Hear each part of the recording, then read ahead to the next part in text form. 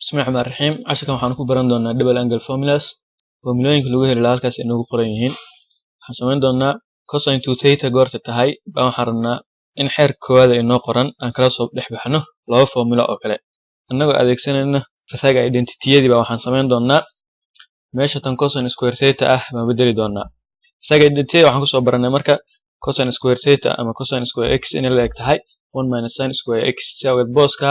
cosine square theta waxaa ku bedeshaa inta hoose ee ah 1 minus sin square theta haddaan intaa ku bedelno marka halkaa waxaan ka aragnaa sin square theta iyo sin square theta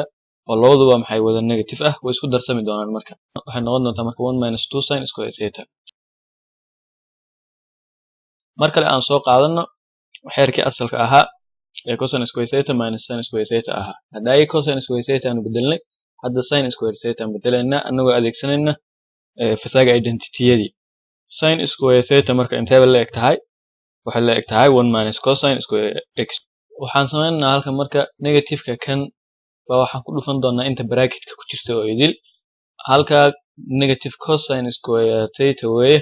goorta aanu negative-ka ku dhufanno waxa isku bedeli doontaa positive halka goorta positive noqoto cosine tan hore waa positive tanna positive bay noqotay way isku darsamayaan waxay noqon doontaa 2 cosine square theta minus 1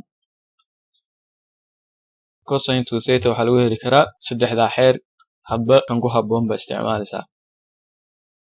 tusaale koowaad waxaana la yiri waxaa xaqiijisaa in cosine 120 ay la eg tahay negative 1/2 goreyn 120 waa 60 oo 2 lagu dhuftay weeye waa double angle weeye 120 waa 60 oo 2 lagu dhufto sababta aan double angle u nidhi weeye saa marka maadaama double angle ay tahay double angle formulas aan isticmaalanaa waana cosine saddex formula bay lahaan jirtay tan koowaad origin-ka waan isticmaalnaa ah cosine square theta minus sin square theta theta waa garanaysaa waa angle-kii uu ku bedel 60 ga ahaa meeshaas theta ku aragtaba cosine 60 waxaan naqaanaa inay tahay 1/2 si aad markaa isku wargareynaa kaliya okay sin 60 na waxay ahaan jirtay √3 divided by 2 iyadana isku wargaree haddii tan aan isku wargareyno 1/4 minus leh halkan haddii √3 aan isku wargareyno 3 bay noqonaysaa 2 haddii la isku wargareyno waa 4 waa 3/4 marka labada hoose maadaama isku mid yihiin soo qaado labada sarena kala jar waa negative 2 way 2 iyo simplification ku sameeyo isu jarjar 1/2 oo negative way saacad marka way isla eegayeen way waa xaqiijinaa tusaalaha labaad tangent 120 waxaa xaqiijisaa in la eg tahay negative √3 120 sidoo kale hadana waa double angle waa 60 oo 2 lagu dhuftay la mid ah waa la laabay waxaan adeegsanaynaa double angle formula-dii tangent-ga meesha ku aragta theta waxaa ku bedeshaa 60 ku bedel kadib qiimayaasha soo saartaan 60 waxaan naqaanaa inay tahay √3 2 soo qaado tangent 60 na waa maxay waa √3 waa 2 √3 bay noqonaysaa loo qaybiyay dheh 1 minus soo qaado tangent 60 waxaan naqaanaa inay tahay √3 square gray oo kaliya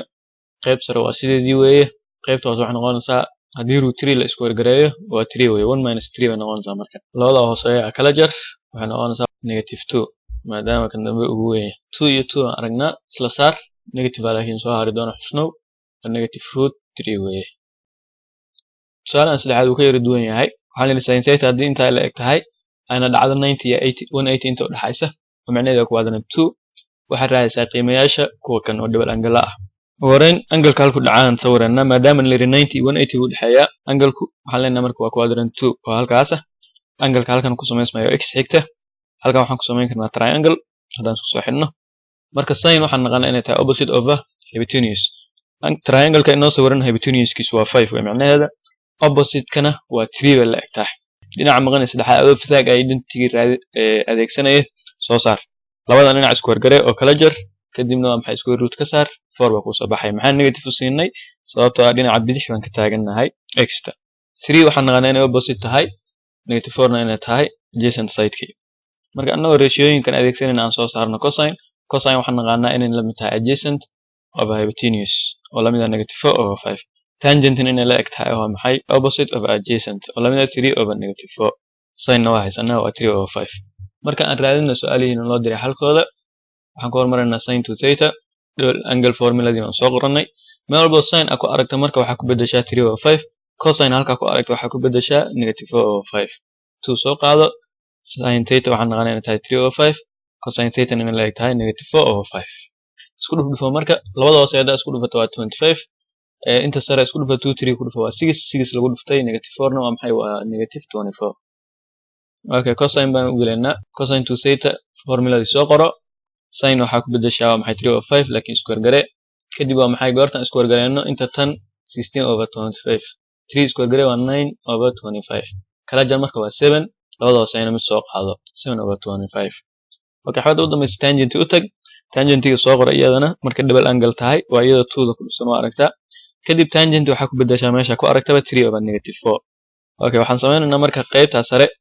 waxaa isla baxaya 2ga iyo 4 3 over 2 bay noqon doontaa oo laakiin negative wadata qaybta hoose umow horta inta tan bracket ku jirta square gare hadaa square gareena waxay noqonaysaa 9 over 16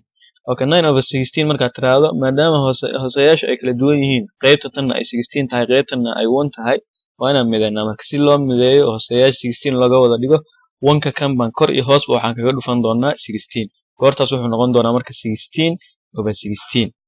okay 1kii kor iyo hoos waxaa laga dhuftay 16 over 16 qaybta tan maxaa la sameeyay waa la square galay okay inta ka shaqeeyo marka qaybta hoose shaqo u baahan labada 16 mid soo qaado labada sarena kala jar qaybta sare sida soo qaado waa 3 over negative 2 16 iyo 9 goorta la kala jaro waa 7 16 iyo 16 mid baan soo qaadanay marka sidii fractionka uga shaqeey waa laba jajab ay isu qaybsan weeye 3 over negative 2 waa qaybta sare sideeda u soo qaad